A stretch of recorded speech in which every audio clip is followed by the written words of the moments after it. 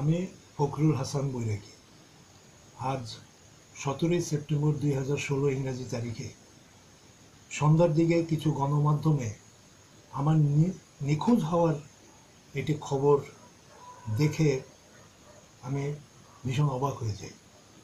যাই হোক, এই প্রসঙ্গে আমি সজ্ঞানে সুস্থ মস্তিষ্কে কারো দ্বারা প্ররোচিত না হয়ে আমার সকল আত্মীয় স্বজন, বন্ধু বান্ধব এবং আমার শুভানুধ্যায়ীদের উদ্দেশ্যে বলতে চাই যে আমার স্ত্রী পরিচয় দানকারী রাজিয়া হাসানের যে বক্তব্য দিয়েছেন তা সম্পূর্ণ বানোয়াট, উদ্দেশ্য প্রণোদিত এবং আমার সুনাম ক্ষুণ্ণ করার জন্য এটি চক্রান্তের অংশবিশেষ।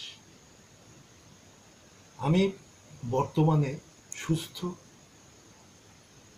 স্বাভাবিক এবং নিরাপদ স্থানে আছি।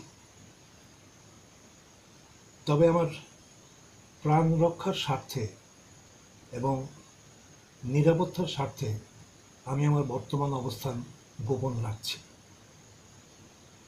এজন্য আমি দুঃখিত।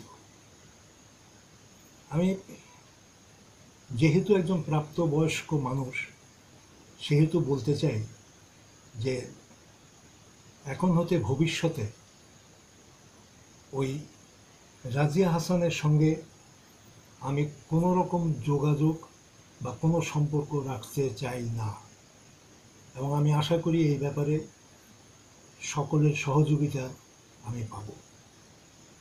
আরেকটি কথা, আমার অসুস্থ মা, আমার ভাই বোন সকলকে নিয়ে আমার সঙ্গে যে বিরোধের কথা রাজিয়া হাসান উল্লেখ করেছেন তা সম্পূর্ণ মিথ্যা, বানোয়াট, উদ্দেশ্য প্রণোদিত এবং বিভ্রান্তিকর।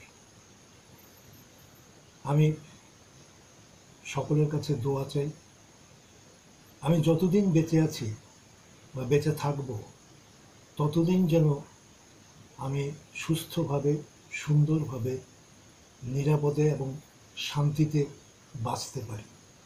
এই দোয়া আপনারা সকলে আমাকে করবেন। আল্লাহ হাফেজ।